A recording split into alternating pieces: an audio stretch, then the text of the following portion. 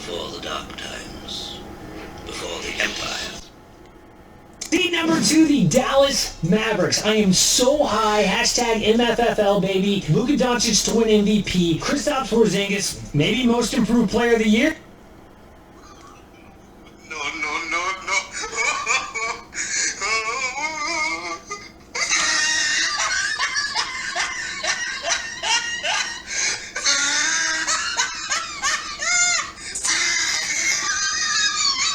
Okay, well, 6 is honestly not that bad, but...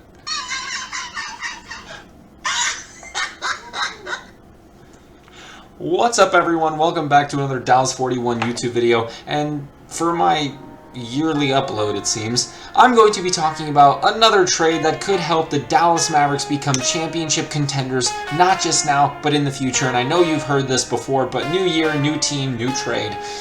And this team should honestly be good, but for some reason, you just feel it isn't. I mean, it's a good team. The Dallas Mavericks are a good team right now, but you feel like they should be better. With the resurgence of Kristaps Porzingis in an all-star form, which is why I have his highlights, because I want to show some appreciation to my boy KP. But with the surgence of guys like Dorian Finney-Smith and Jalen Brunson especially, this team should be much better than it is, and now more than ever, I think all we feel as Mavericks fans is that this team is still just one piece away from that championship run, and this trade is designed to not only give us that one extra piece, but to give us that supplementary material that helps the team become a championship contender.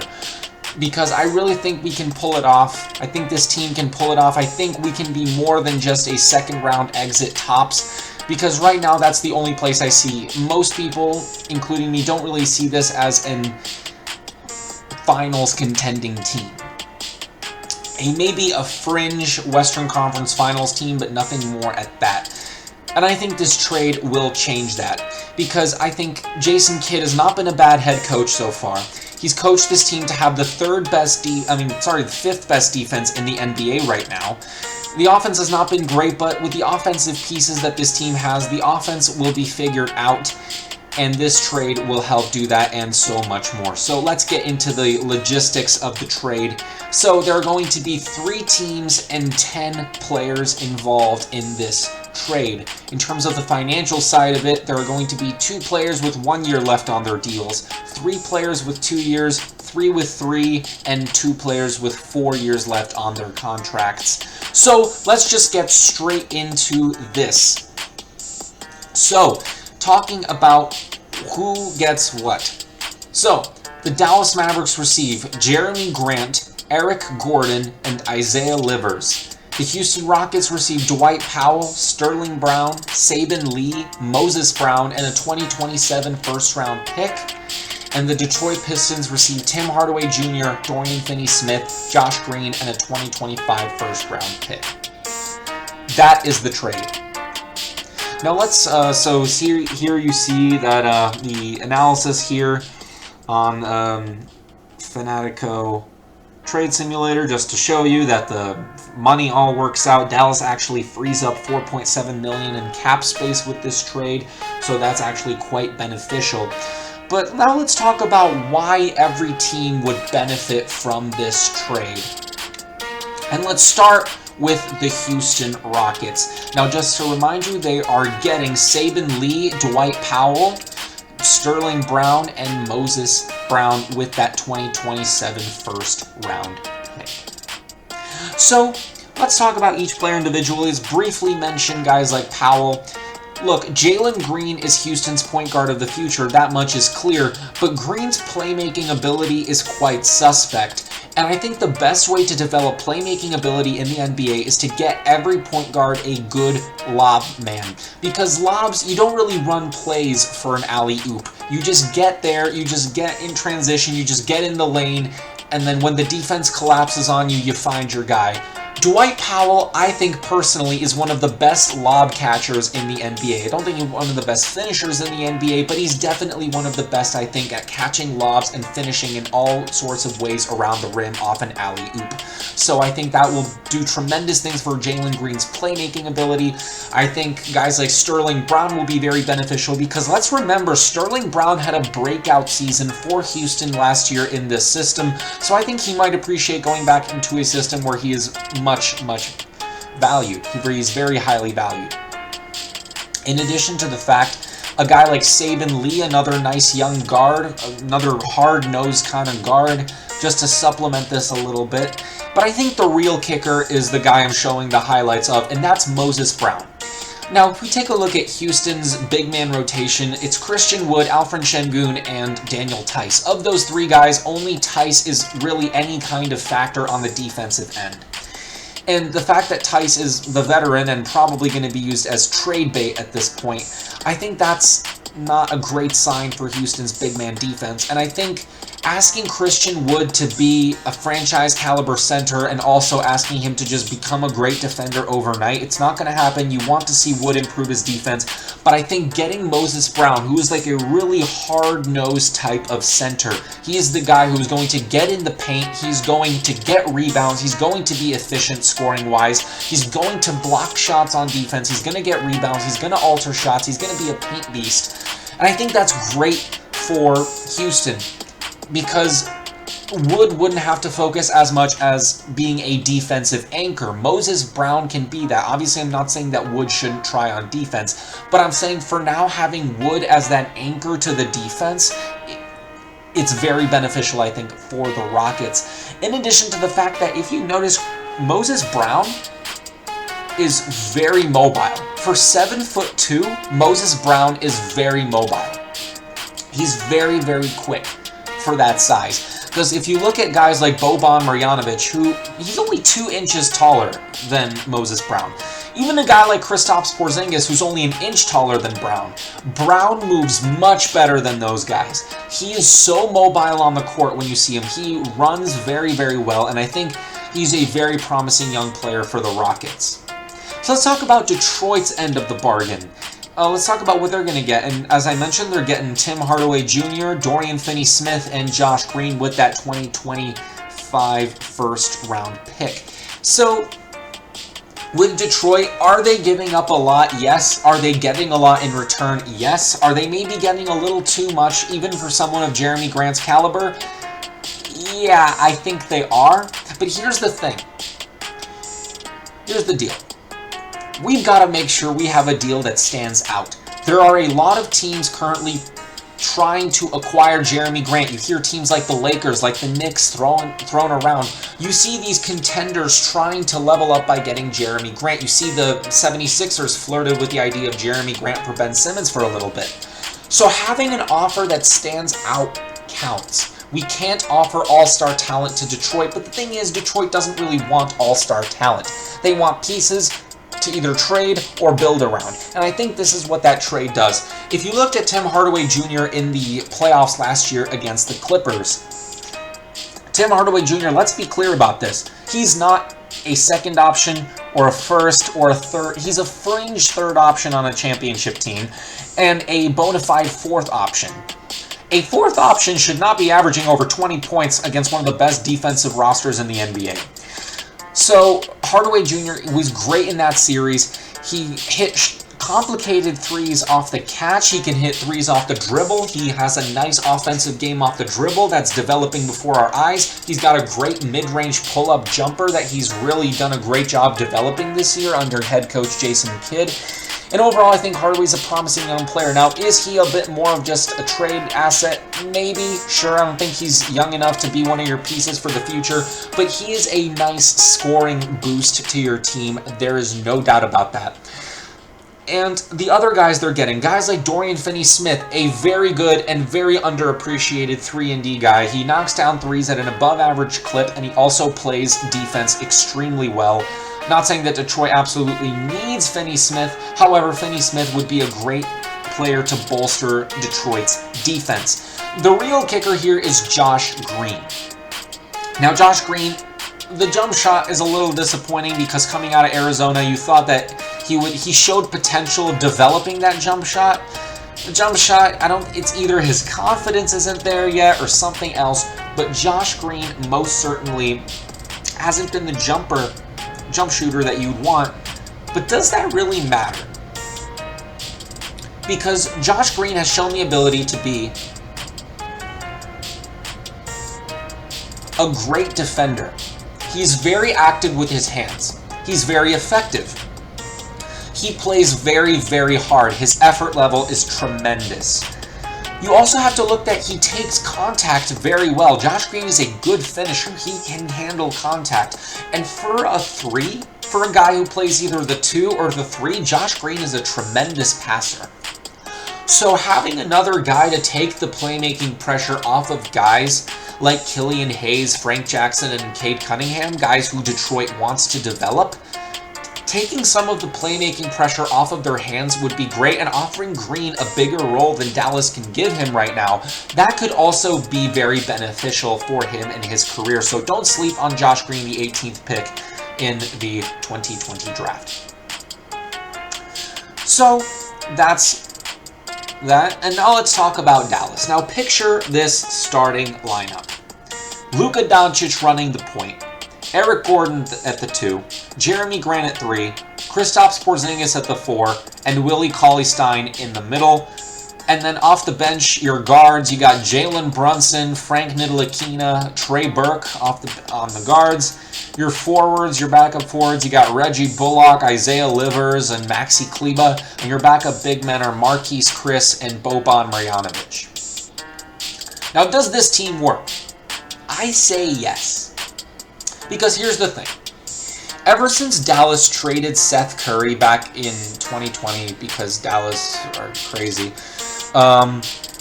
they lost something very valuable that every contending team kind of needs. A guy who's just the bona fide bucket off the bench. But they also lost a little more than that. They lost their go-to three-point shooter. If you needed a three-point shot on this team, you go to Seth Curry and he'll knock it down for you. Like, if you're going to run a play to get someone a 3, you want Seth Curry to be the guy getting that 3. That was really crucial. He really saved that offense a lot of times. And so losing him really restricted what Dallas could do offensively. And it really came back to bite him in the playoffs. Now, Reggie Bullock they hoped that he could be that. I mean, he's an over 40% three-point shooter on his career, and it just has not happened. Bullock has just not been that guy. Eric Gordon has, even if it's on a Houston team that's really bad right now. Sure, some of his numbers may look bloated, but those are the raw numbers. Either way you slice it, 44% from 3 is 44% from 3, which is what Eric Gordon is currently shooting. Eric Gordon also has a great ability to knock down hard shots off the dribble, if that doesn't remind you of anyone that's currently on the Mavericks. And he can hit really deep threes as well.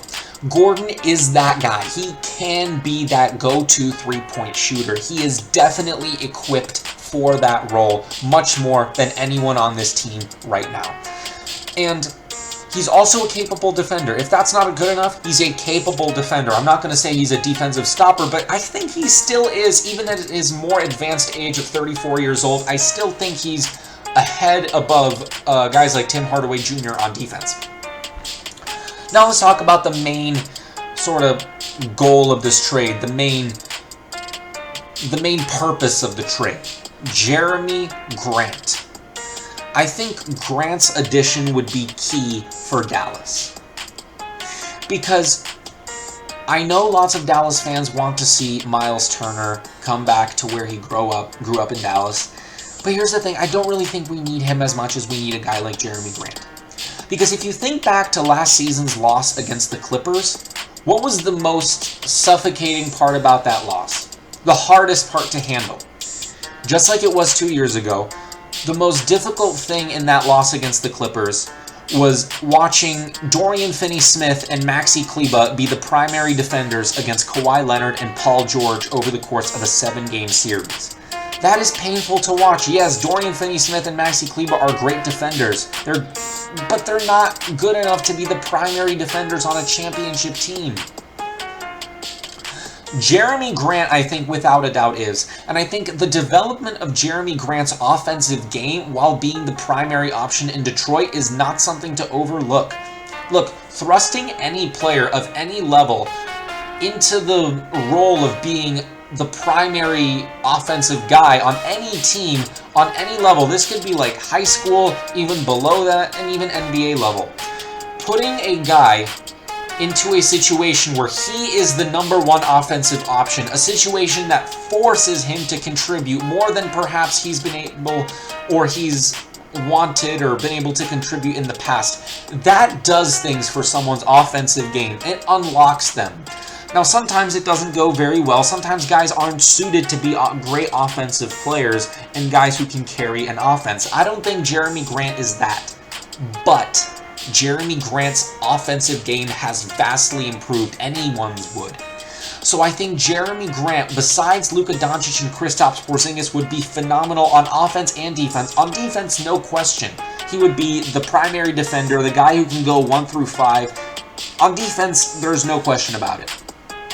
On offense, though, lots of people question, well, Jeremy Grant isn't really that third option that the Mavericks really want, or the second option that they want. But honestly, if we're really thinking about it, do we really need a clear-cut second option?